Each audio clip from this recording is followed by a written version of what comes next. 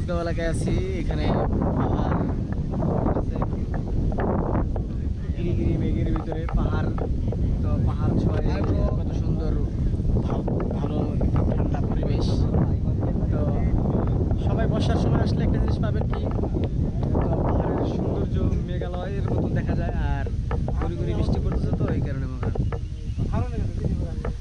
তো এই তো এখন সামনে যাবো ছিল ঝর্ণার দিকে একটু।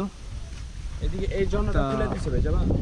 যদি খুলে যায় তাহলে অবশ্যই যেতে হবে, ঠিক আছে, যাওয়া দরকার। দেখা গেছে প্রকৃতি দেখা দরকার, ঠিক আছে, অবশ্যই দেখতে হবে। আমরা প্রকৃতি দেখতে চাই, আমরা এসেছি আর অনেক দূরে।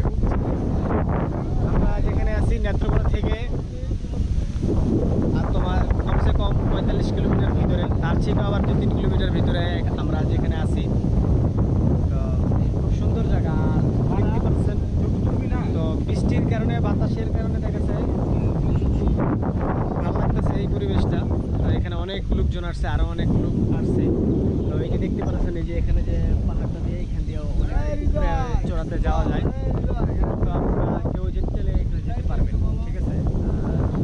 দেখতে পাচ্ছেন এখানে এলাকার লোকাল লোকজন, তারা এদিকে অনেক কাজ কাম করতেছে, ইয়ে করতেছে। আর আমার এই দিকটা দেখতে পাচ্ছেন, এই যে গাছগুলো আছে, এখানে সবচেয়ে হাঁটা 5-7 মিনিটের রাস্তায়, সেখানে আপনারা পাবেন হয়েছিল একটা ঝর্ণা। তো ওই যে এখানে বাইরা যাচ্ছে ঝর্ণার দিকে। তো আর অনেক সুন্দর ইয়ে আছে। তো আমার বন্ধু ফটোশুট করার জন্য এখানে আছে।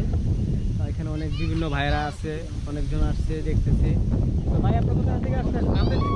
নান্দার থেকে, ওই যে মবিসিং নান্দার থেকে আসছেন না?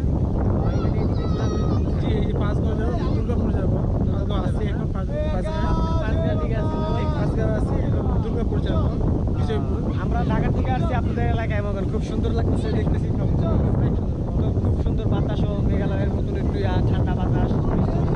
ঠিক আছে ভাই, দোয়া করেন আমাদের জন্য। তো আশা করি দেখেন আমার বন্ধুরা ফটোশুট করতেছে এখানে, ঠিক আছে।